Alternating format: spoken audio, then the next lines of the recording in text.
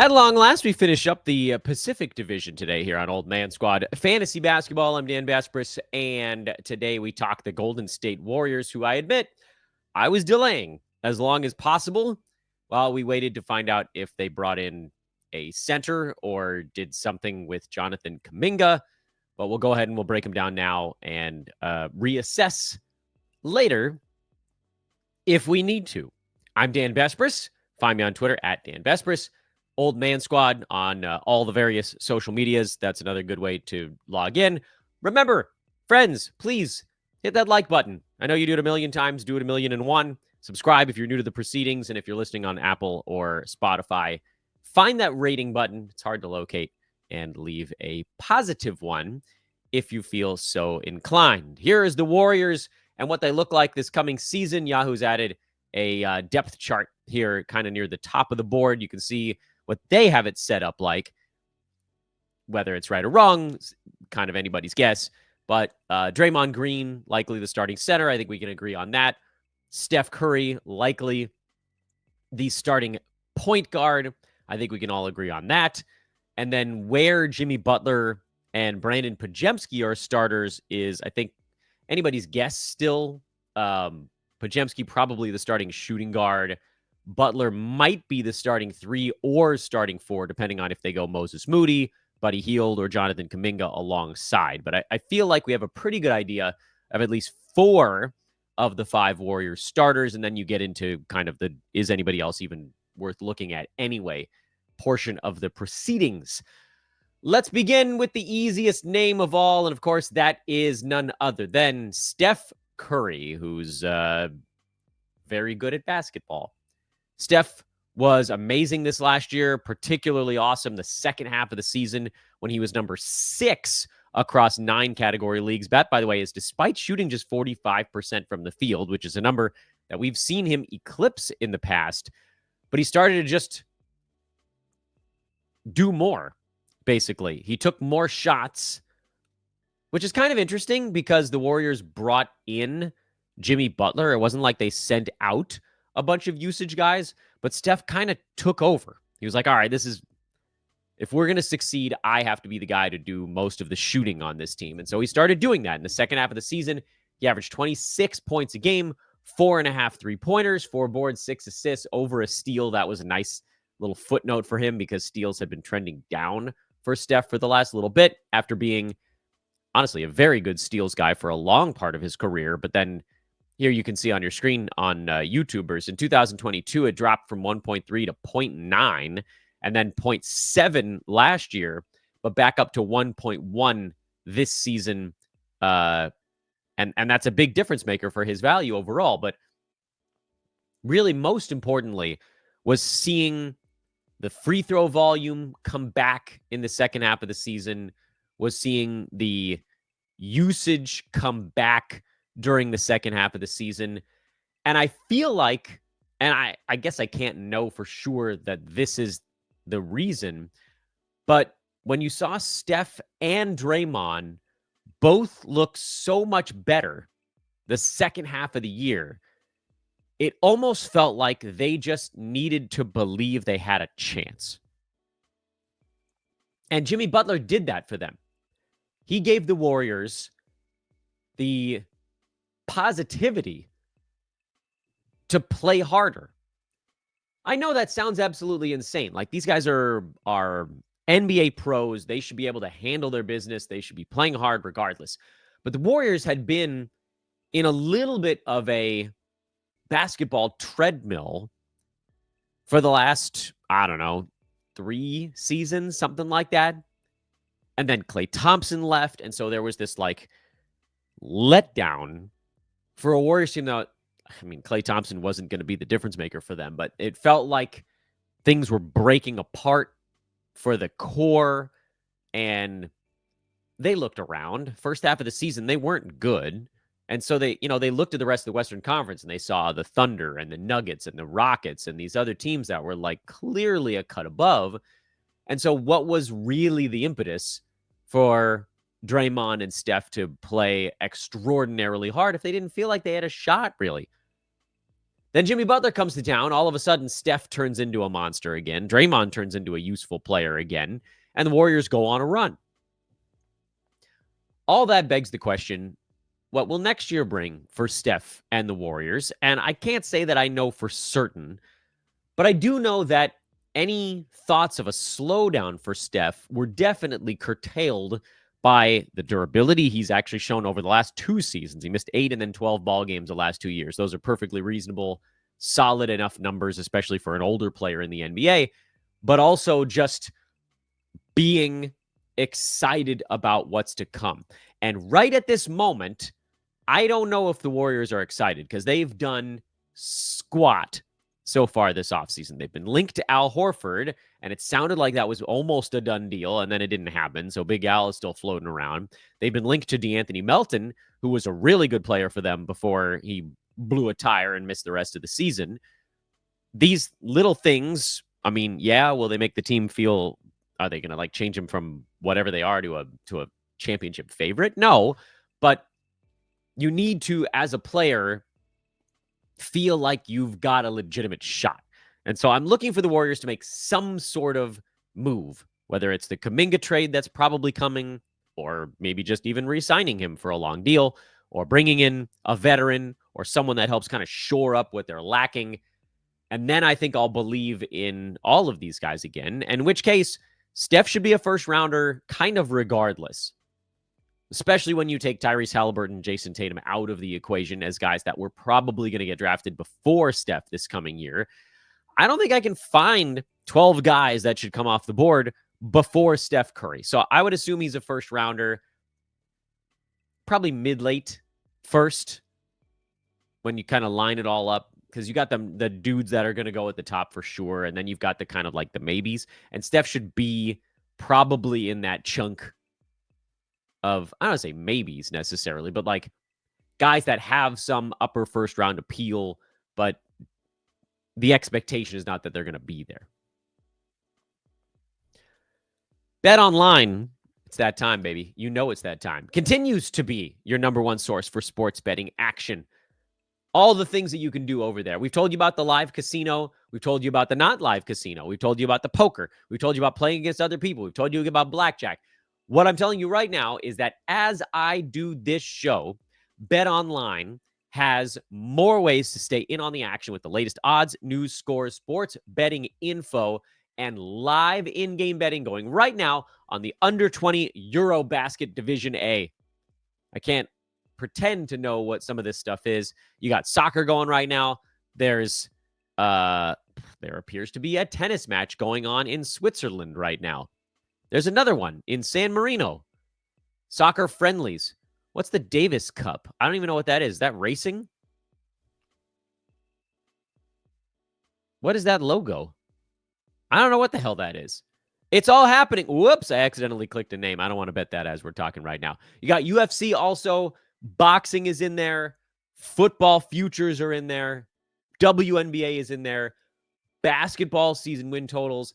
It's all in there at BetOnline. Head to the website today. Take advantage of BetOnline's industry-leading VIP program with level-up bonuses, weekly cash boosts.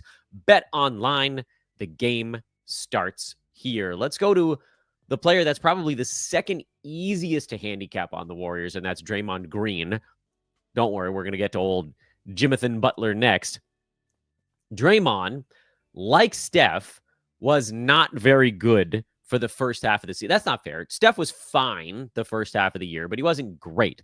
Draymond, the first half of the year, was, I would argue, kind of bad. But like Steph, and like the actor who was turned into a newt in Monty Python, it got better. Draymond finished this year at a miserable 42.5% shooting from the field. Miserable. And that didn't really get better during the second half of the season. He just didn't shoot the ball well. He took some more three-pointers. Yes, that was part of it. But overall, he just couldn't shoot. Didn't make his free throws either. He was back down under 70%. But Draymond, second half of the year, 2.7 defensive stats per game. That was the big one. The rebounds, the assists, the scoring, that really didn't change all that much full season versus second half of the season. So you're like, Dan, what are you making this big deal about? Defensive stats matter.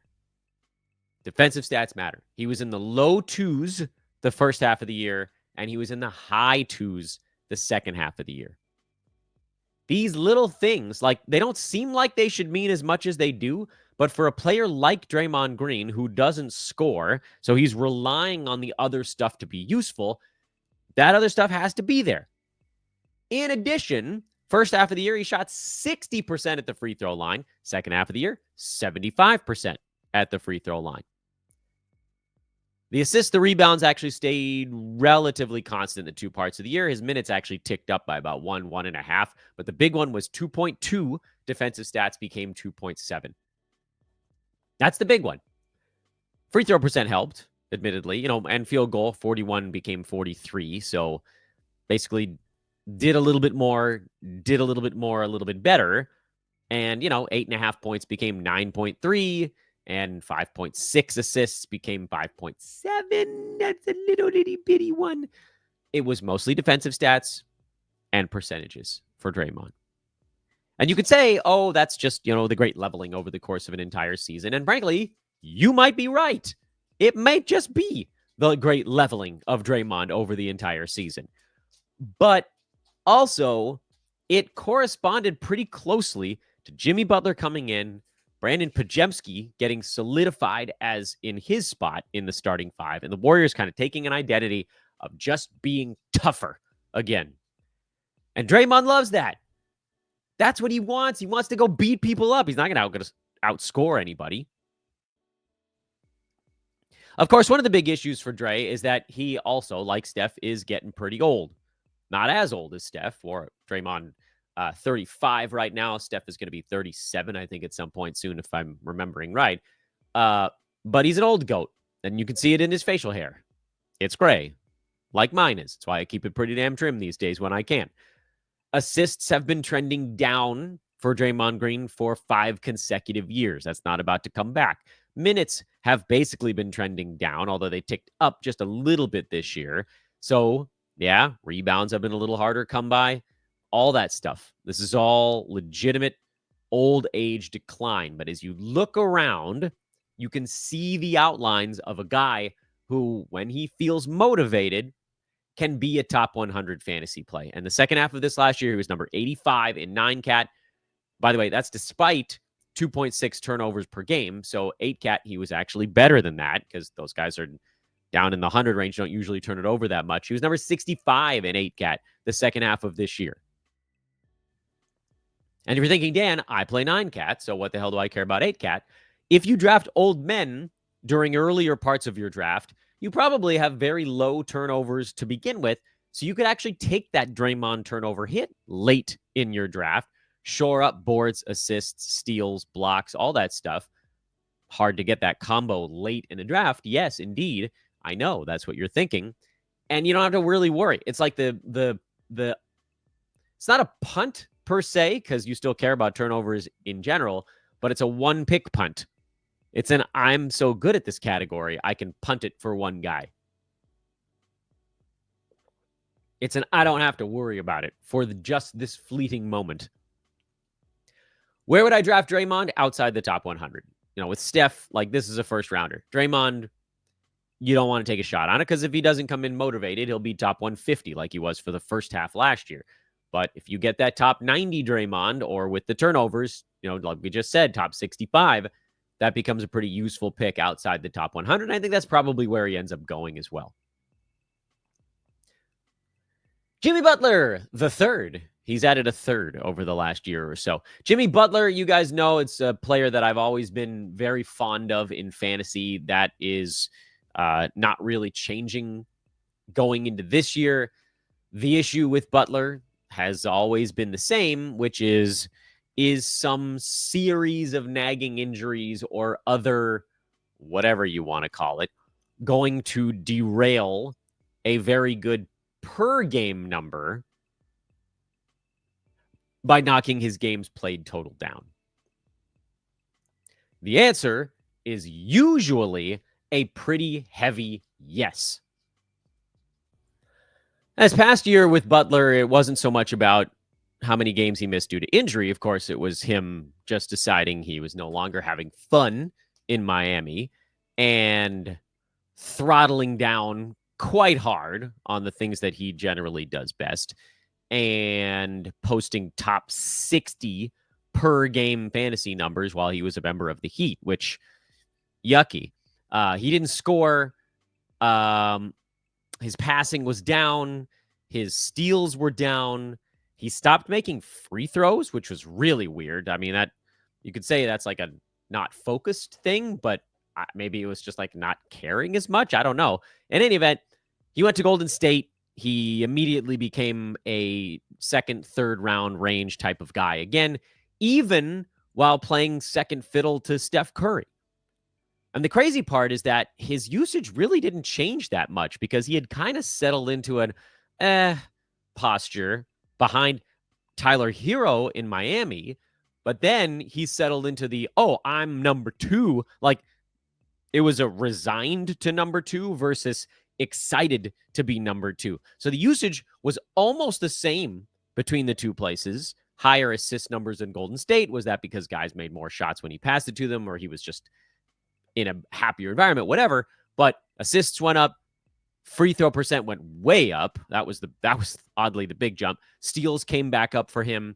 Other stuff kind of stayed about the same. So as you go into this coming season, we have to try to gauge a few key things on the Jimmy Butler front. Thing number one, do we think he can make it through the year somewhat healthy? And I truly don't know, because even in his time with the Warriors, he missed a game here and there.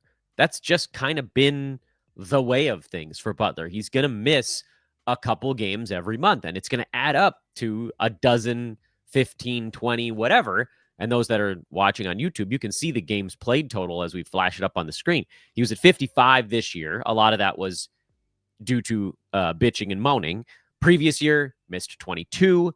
Before that, missed 18, missed 25, missed 20, missed 14, missed 27.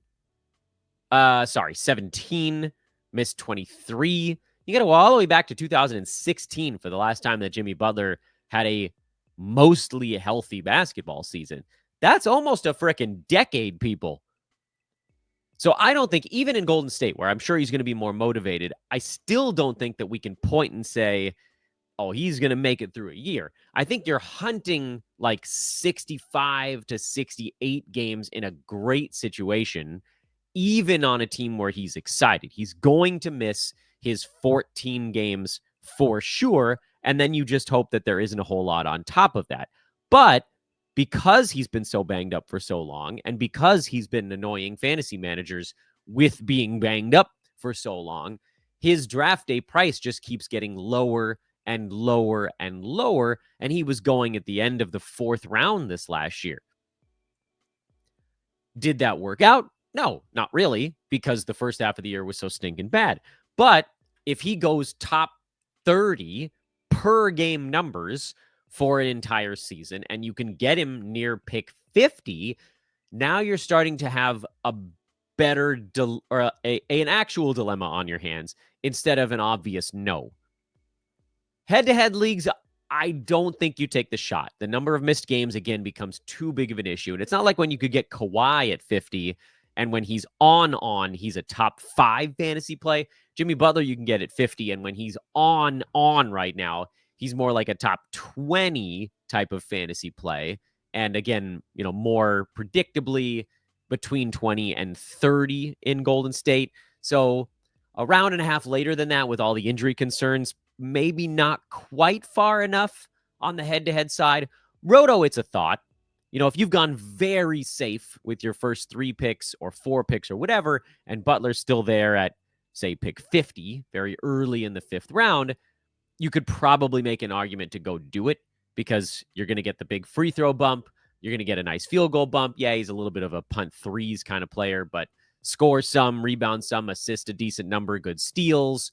Turnovers pretty low, and I like a nice efficiency guy as well. I love me some winning the percentages, defensive stats, and efficiency stuff. So Roto, maybe, depends on where he goes. I'm always looking for a reason to take the chance on him, but we're not going to get in over our skis on this one. We made too many risky plays in the last couple of years. Head-to-head on Butler, even in a better spot, even with him motivated, I'm still thinking probably no. Let's talk Brandin Podziemski. Brandin Podziemski. He's next on the board here. Non-existent first half of the year for Pods. It's not even really worth talking about. He wasn't, I don't even think he was inside the top 200 for the first couple of months. Mid-season, he got a little bit better. End of season, he got much, much better. Overall, he finished at number 127 with 12 points, 5 boards, 3.5 assists, a steal, almost 2 3-pointers on rough percentages. But second half of the year, he was number 80. Final 2 months of the year, he was number 63. Final month of the year, he was number 52. Clear upward trajectory for Podziemski. And it's not, some of it was random fluctuations in things, but a lot of it was just like, he's the guy now. First half of the year, he was at, what the hell was he at? He was at like 24, 25 minutes a game. He wasn't playing. Middle of point of the year, he started to play 28, 29 minutes. Later portions of the year, you can look at the last 15 games, he was at 32. He was just a full, straight-up starter on that team who was actually taking more shots per game than Jimmy Butler. Usage was lower because Butler had the 8 free throws and the 6 assists, but Pods became the sort of unquestioned third offensive option on the Warriors, and that's why he got fantasy useful. The field goal percent was also kind of unseasonably high the final month of the year. I don't think that 49% is going to stick long term, but even if you ratchet that down a little bit and look more at like the last 2 months where he was at 46%, or even the second half of the year where he was also at around 46, 47, which feels like a slightly more sustainable number. He was putting up 15, 16 points, 6 boards, over 3 assists, a steal, between 2 and 3 3-pointers. He sometimes makes his free throws, but again, luckily he doesn't take very many, and he did it on low turnovers. And so you finally, admittedly, it didn't happen early in the year, and we talked about Podziemski a lot in the run-up to the season where I was like, they say they want him to take 8 3-pointers a game. That's a big leap from a guy who took 3 the prior year. He did manage to get up to 5 per game overall on the season. Later in the year, he was up in the 6-7 range. So, he got there. It just was a slow crawl to get to that point. But I think, and again, mind you, July 17th, things can change between now and then. As the Warriors are currently constructed, if they don't bring in a key smaller player, and I don't even know who they'd bring in that would make the big difference. It would have to be probably someone in like a Kuminga sign and trade sort of deal. Pods is going to start, and he's going to play starters minutes. He's young, too, so his body can handle it. I would expect him to play 31, 32 minutes a game. I don't know about 13 shots on 49% shooting. Could the free throw number get better? It's a possibility, but he's going to jack up threes. He rebounds well for his position. He's going to pass because that's just what the Warriors do. Everybody is a ball mover, or you don't get to play with that team. And he's not a terrible steals guy. If he plays starters minutes, he's sort of fine there. So this does feel like the year now where Podziemski is a top 100 player from the outset. I don't think you're going to be able to get him super late. Maybe I'm wrong. Maybe people see the overall number on the year and they're not enthused by it. But for anybody that was paying attention last season, you saw a player that was a non-factor for 2 months, then a medium factor for a month and a half, and then a big factor for a month and a half.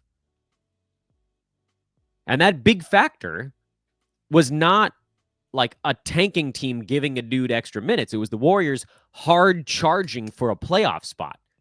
So he earned those minutes. And I don't see any reason why they should go away during an offseason when the Warriors have done literally nothing other than losing Kevon Looney. That's basically it. Will someone like a Moses Moody push him a little bit? Yeah, they'll push him. But they got room for both of those guys right now. and Kaminsky, who we'll talk about in just a second. But Podziemski should be drafted. He's probably a guy that should get drafted before 100. But if he slides, even better. Outstanding. Let's hope that the masses didn't see what happened down the stretch, and we can take advantage of that. With a Brandin Podziemski grab that, I don't know, will he appear on a sleeper show? Will have to depend on whether or not people are sleeping on him.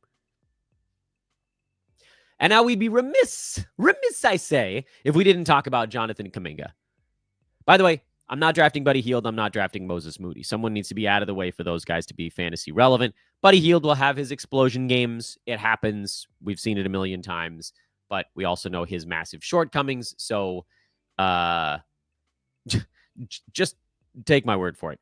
Kuminga, on the other hand, I think deserves at least a chat because he's been a big focal point of trade discussions, of contract discussions all offseason long.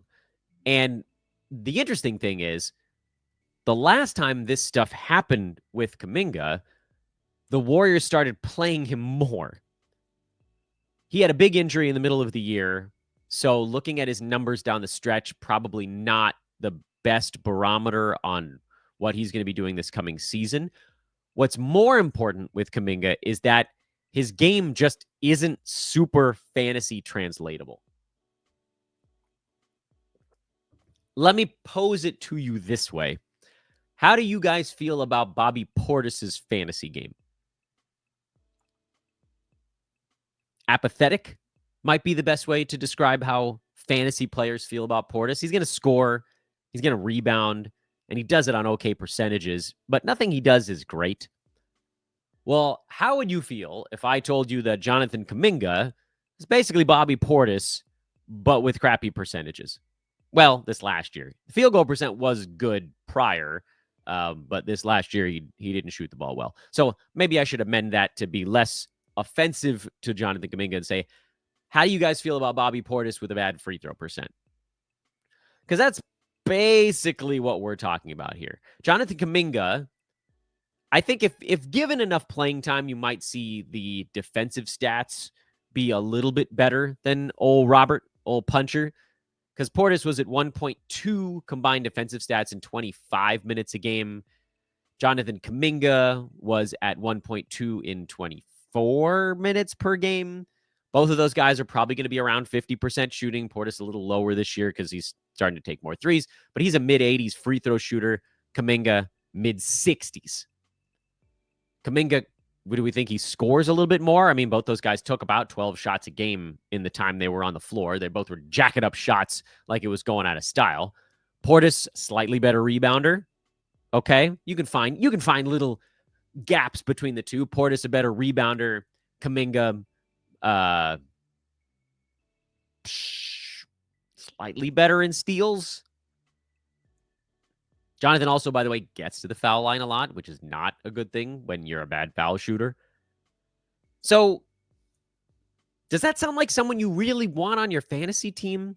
Especially when he'd be in, presumably, a best-case scenario, the third option? I mean, that would only be if he jumped over Podziemski.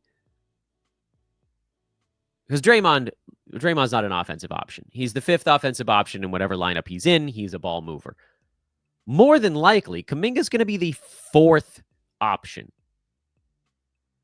if he's still a Warrior. Now, if he goes somewhere else and somebody's like, yeah, man, we're going to play you 32 minutes a game, he'll take 15, 16 shots, and that's a guy you at least have to look at in probably a punt free throw build, but at least you have to look at him. On the Warriors, a dozen shots a game isn't even close to enough.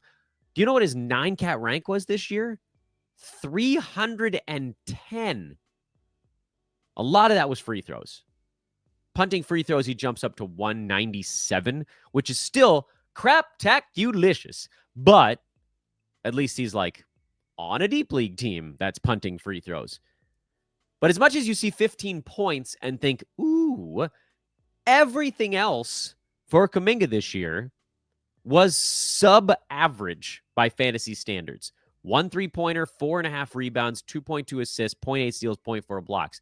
45% from the field, 67 free throw line. Okay, fine. 1.5 turnovers was, I guess, a bonus. It's pretty rare you find a guy who scores and is a positive in turnovers and does literally nothing else, but that's what Kuminga was this last year. And I don't see him getting a much, much, much larger role without something significant happening, which probably means he needs to get traded somewhere that's going to just play him all the minutes he can handle and see how it goes. The Warriors have been simultaneously not playing Kuminga and also trying to convince us that he is the next superstar. It's some brilliant marketing work. They did it with Brandin Podziemski as well, but I don't think people bought it quite as hard, even though as a team, you probably would rather have Brandin Podziemski as a role player. But teams out there are still like, well, maybe we can turn Jonathan Kuminga into this superstar. Like, okay, fine. Just from a straight athleticism and scoring ability, you can see that. You can understand where that attack point comes from. But what we've seen so far is a player with huge holes still in his game. Reality games. Forget fantasy for a minute. And there's a reason the Warriors are not loading him up with every minute he can handle. He's just not that good yet. So is someone out there going to take a shot on him and give him $25 million a year and hope that he blossoms into a superstar? Maybe. There are bad teams out there that's not a terrible idea to go take a shot on a young player who you can see the very faint, mostly erased, but still the chalkboard outlines of something that could be special, but very much isn't yet. And I'm not drafting a player in fantasy on something I haven't really seen at all, but for 2 weeks where he ran real hot shooting right in the middle of the year before he got hurt. And that was pre-Jimmy Butler. The Warriors are not a place where Jonathan Kuminga is going to get to excel. They're a place that's going to beat you with ball movement and toughness. And he's neither of those teams. He is a chucker who doesn't play a ton of D yet. Yet being the operative word. It might be in there, but it hasn't happened yet. So no thank you for my 9-cat team. I will pass on Kuminga. And thusly, we sort of lead into that's why I'm passing on Buddy Hield, because he's not a toughness guy. He played better defense down the stretch, by the way. Give Buddy Hield some credit. At the very end of the season, he was quite serviceable in that. And the Warriors made lots of jokes and laughed about it. And, he went in and out of having fantasy value during that stretch. But, look at the last month of games. The Warriors had 4 players in the top 100. It's the 4 players that we really focused on. Moses Moody was 165. Buddy Hield was 221. Jonathan Kuminga was 358. It was Draymond inside the top 100. Podziemski inside the top 60. Butler, by the way, Jimmy Butler's last 15 games this last year, he was a second rounder with 2 steals a game. That was the big one. And Steph, who was a mid-first down the stretch. So Butler, it comes down to health. Steph, you got no choice but to take him early. Podziemski, let's see where he slides, but he's a guy we're going to be looking very hard at. And then Draymond, same kind of thing. See where he slides. Understand he's going to have an 8-cat bump. If you draft your team and build around either punting turnovers or having very low turnovers, he makes a lot of sense as a sort of late-ish round guy as well. Pacific Division done. Took us a day longer than expected because I, for some reason, was like, yeah, Portland, they're on the Pacific Coast. And I didn't even think about it. And then I did them last week. And luckily, it was a super fun episode to do. But that's also now the door is creaked open to the Northwest. That's where we'll go next. But to which team? You'll just have to wait and see. I'm Dan Vespris. Like, rate, subscribe. You must. It's the rule if you make it to this part of the show. Old Man Squad. That's the network. That's the show. See you tomorrow, everybody.